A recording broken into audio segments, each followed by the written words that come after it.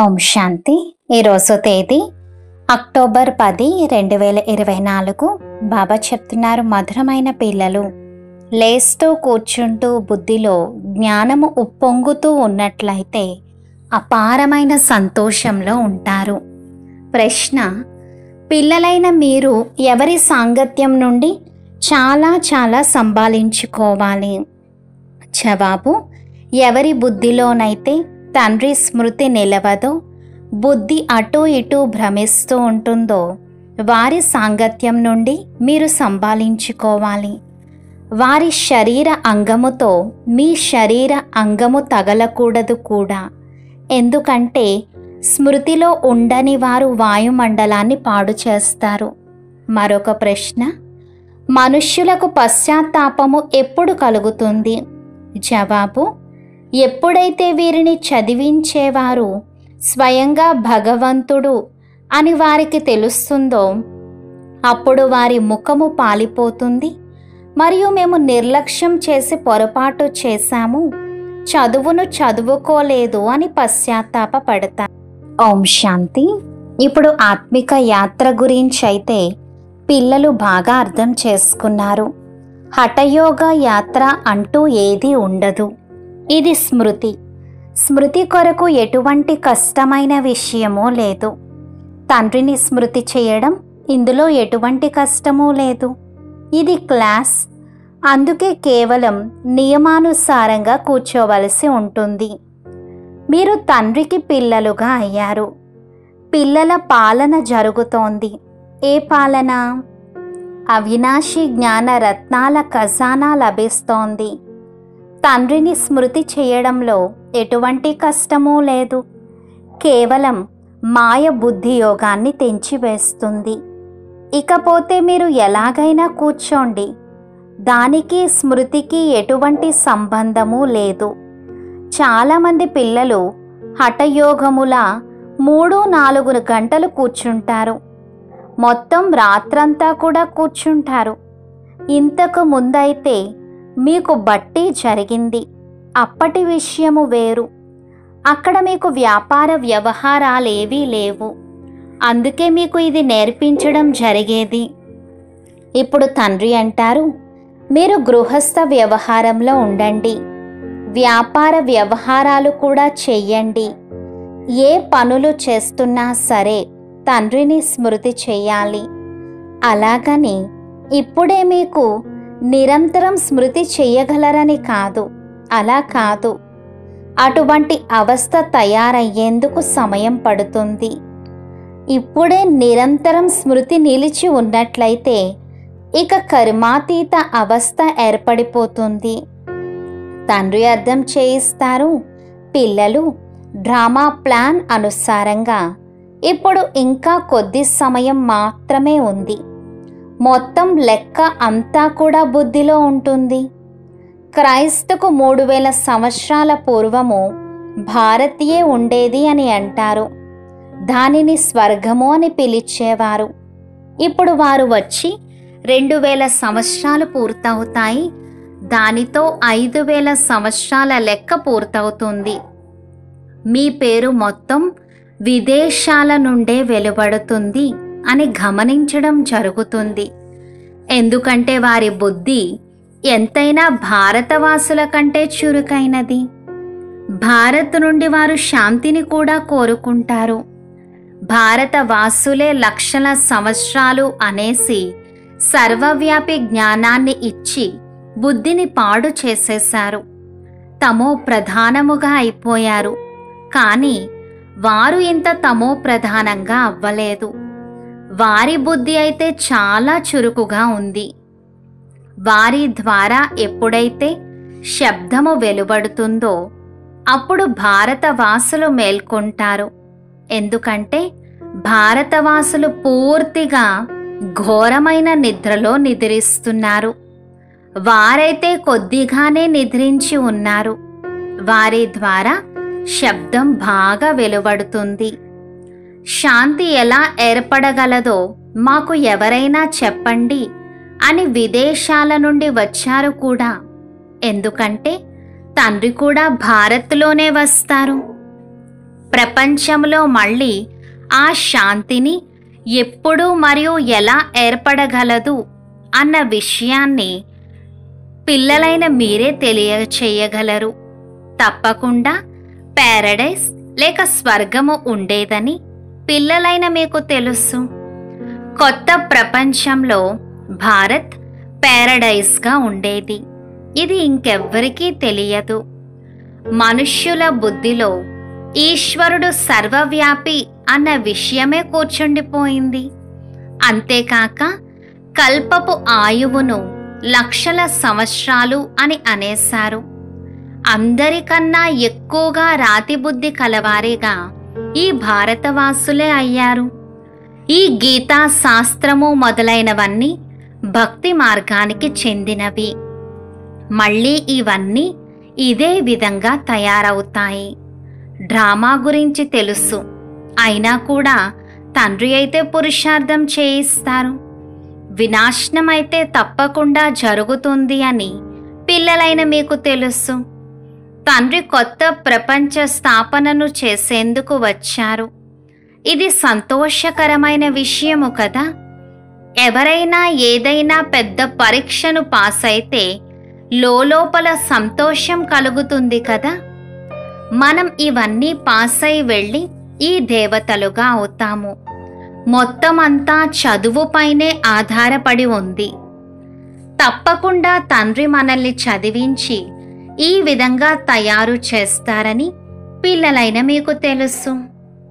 తప్పకుండా Paradise, haven ఉండేది. మనుష్యులైతే పాపం పూర్తిగా తికమకలో ఉన్నారు. అనంతమైన తండ్రి వద్ద ఏ జ్ఞానమైతే ఉందో దానిని పిల్లలైన మీకు ఇస్తున్నారు. బాబా నాలెడ్జ్ఫుల్ అని, అలాగే ఆనంద సాగరుడు అని, ఖజానా కూడా వారి వద్ద నిండుగా ఉంది అని మీరు ఆ తండ్రి మహిమను చేస్తారు. మిమ్మల్ని ఇంత షావుకారులుగా ఎవరు తయారు చేస్తారు? ఇక్కడకు మీరు ఎందుకు వచ్చారు? వారసత్వాన్ని తీసుకునేందుకు. ఒకవేళ ఎవరికైనా ఆరోగ్యం బాగుండి ధనము లేకపోతే ఏముంటుంది? వైకుంఠంలోనైతే మీ వద్ద ధనము ఉంటుంది. ఇక్కడైతే షావుకారులు ఎవరైతే ఉన్నారో వారికి మా వద్ద ఇంతటి ధనము ఉంది, ఈ ఫ్యాక్టరీలు ఉన్నాయి అన్న నష ఉంటుంది. శరీరం వదిలేస్తే ఇక అన్నీ సమాప్తం. మనకు బాబా 21 జన్మల కొరకు ఇంతటి ఖజానాను ఇస్తారు అనైతే మీకు తెలుసు. తండ్రి స్వయం ఆ ఖజానాలకు యజమానిగా అవ్వరు. పిల్లలైన మిమ్మల్ని యజమానిగా తయారు చేస్తారు. విశ్వంలో శాంతినైతే గాడ్ ఫాదర్ తప్ప ఇంకెవ్వరూ స్థాపించలేరని కూడా మీకు తెలుసు. అన్నింటికన్నా ఫస్ట్ క్లాస్ అయిన చిత్రం ఈ త్రిమూర్తి సృష్టి చక్రం. ఈ చక్రంలోనే మొత్తం జ్ఞానమంతా నిండి ఉంది. మీ వద్ద ఇటువంటి అద్భుతమైన వస్తువు ఏదైనా ఉంటేనే వీరి వద్ద తప్పకుండా అటువంటి రహస్యమేదో ఉంది అని వారు భావిస్తారు. పిల్లలు కొందరు చిన్న చిన్న బొమ్మలు తయారు చేస్తారు. అవి బాబాకు ఇష్టం అనిపించవు. బాబా అయితే దూరం నుండే ఎవరైనా చదివి అర్థం చేసుకునేలా పెద్ద పెద్ద చిత్రాలను పెట్టమని చెప్తారు. మనుష్యులు పెద్ద వస్తువుల వైపు అటెన్షన్ పెడతారు. ఇందులో స్పష్టంగా చూపించబడింది. అటువైపు కలియుగము ఉంది, ఇటువైపు సత్యయుగము ఉంది. పెద్ద పెద్ద చిత్రాలు ఉంటే మనుష్యుల అటెన్షన్ అటువైపుకు వెళ్తుంది. టూరిస్టులు కూడా చూస్తారు, వారు కూడా బాగా అర్థం చేసుకుంటారు కూడా. క్రైస్తుకు 3000 సంవత్సరాల పూర్వం స్వర్గము ఉండేది అన్నది కూడా తెలుసు. విదేశాలలో వారికి ఈ విధంగా తెలియదు. 5000 సంవత్సరాల లెక్కను మీరు స్పష్టంగా అర్థం చేయిస్తారు. కావున దీనిని ఎంత పెద్దగా తయారు చెయ్యాలంటే వారు దీనిని దూరం నుండే చూడగలగాలి, మరియు అక్షరాలను కూడా చదవగలగాలి, మరియు ప్రపంచం యొక్క అంతము తప్పకుండా జరగనున్నది అని అర్థం చేసుకోగలగాలి. బాంబులైతే తయారవుతూ ఉంటాయి, ప్రకృతి వైపరీత్యాలు కూడా జరుగుతాయి. మీరు వినాశనము అన్న మాట వింటే లోపల చాలా సంతోషం కలగాలి. కానీ జ్ఞానమే లేకపోతే సంతోషించలేరు కూడా. తండ్రి అంటారు, దేహ సహితముగా అన్నింటినీ వదిలి స్వయాన్ని ఆత్మగా భావించండి. మీ ఆత్మ యొక్క యోగాన్ని తండ్రినైన నాతో జోడించండి. ఇది శ్రమతో కూడుకున్న విషయము. పావనంగా తయారై పావన ప్రపంచంలోకి రావాలి. మనమే రాజ్యాధికారాన్ని తీసుకుంటాం, మళ్ళీ పోగొట్టుకుంటాము అని మీరు భావిస్తారు. ఇది చాలా సహజం. లేస్తూ కూర్చుంటూ నడుస్తూ లోపల ఈ చింతన జరుగుతూ ఉండాలి. ఏ విధంగా బాబా వద్ద జ్ఞానము ఉంది కదా, తండ్రి చదివించి దేవతలుగా తయారు చేసేందుకే వచ్చారు. కావున అంతటి అపారమైన సంతోషము పిల్లలకు ఉండాలి కదా. మిమ్మల్ని మీరు ప్రశ్నించుకోండి, అంతటి అపారమైన సంతోషము ఉందా? తండ్రిని అంతగా స్మృతి చేస్తున్నామా? చక్రము యొక్క జ్ఞానం అంతా కూడా బుద్ధిలో ఉంది. కావున అంతటి సంతోషము ఉండాలి. తండ్రి అంటారు, నన్ను స్మృతి చేయండి మరియు పూర్తిగా సంతోషంలో ఉండండి. మిమ్మల్ని చదివించేవారు ఎవరో చూడండి. ఎప్పుడైతే అందరికీ తెలుస్తుందో అప్పుడు అందరి ముఖము పాలిపోతుంది. కానీ ఇప్పుడు వారు అర్థం చేసుకోవటానికి ఇంకా కొద్దిగా సమయము ఉంది. ఇప్పుడు ఇంకా దేవతా ధర్మం యొక్క సభ్యులుగా అంతమంది తయారవ్వలేదు. మొత్తం రాజ్యం అంతా ఇంకా స్థాపన అవ్వలేదు. ఇంకా ఎంతమంది మనుష్యులకు తండ్రి సందేశాన్ని ఇవ్వాలి? అనంతమైన తండ్రి మళ్ళీ మనకు స్వర్గ రాజ్యాధికారాన్ని ఇస్తున్నారు. మీరు కూడా ఆ తండ్రిని స్మృతి చెయ్యండి. అనంతమైన తండ్రి అయితే తప్పకుండా అనంతమైన సుఖాన్నే ఇస్తారు కదా. పిల్లల లోపల జ్ఞానం యొక్క సంతోషము అపారంగా ఉండాలి. మరియు ఎంతగా తండ్రిని స్మృతి చేస్తూ ఉంటారో అంతగా ఆత్మ పవిత్రంగా అవుతూ ఉంటుంది.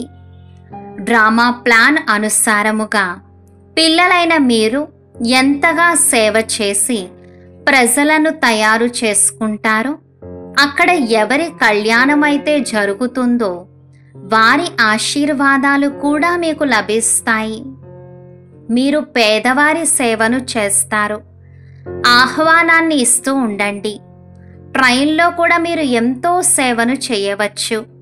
ఇంత చిన్న బ్యాడ్జీలోనే ఎంతటి జ్ఞానము నిండి ఉంది. మొత్తం చదువు యొక్క సారం ఇందులో ఉంది.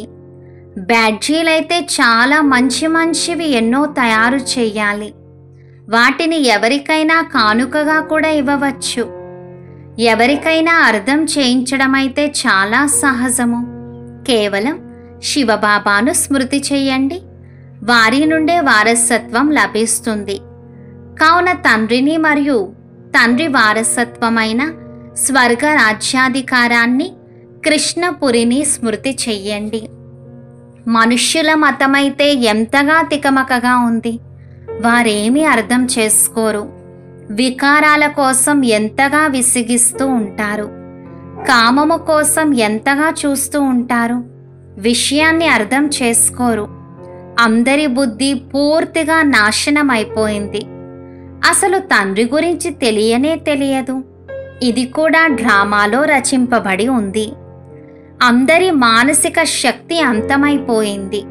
తండ్రి అంటారు, పిల్లలైన మీరు పవిత్రంగా అయినట్లయితే ఇటువంటి స్వర్గానికి యజమానులుగా అవుతారు. కానీ అర్థం చేసుకోరు. ఆత్మలోని శక్తి అంతా పోయింది. ఎంతగా అర్థం చేయిస్తూ ఉంటారు. అయినా కానీ పురుషార్థం చెయ్యాలి మరియు చేయించాలి. పురుషార్థంలో అలసిపోకూడదు. హార్ట్ ఫెయిల్ కూడా అవ్వకూడదు. ఇంతగా కష్టపడ్డాము కానీ భాషణ ద్వారా ఒక్కరు కూడా వెలువడలేదే అని భావించకండి.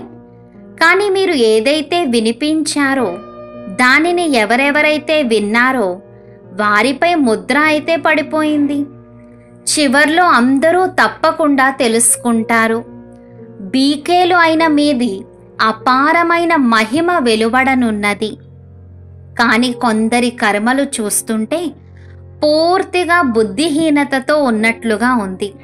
ఎటువంటి గౌరవము లేదు, పూర్తి పరిచయము లేదు. బుద్ధి బయట భ్రమిస్తూనే ఉంటుంది. తండ్రిని స్మృతి చేసినట్లయితే సహాయం కూడా లభించగలదు. తండ్రినే స్మృతి చేయకపోతే వారు పతితులుగా ఉన్నట్లే.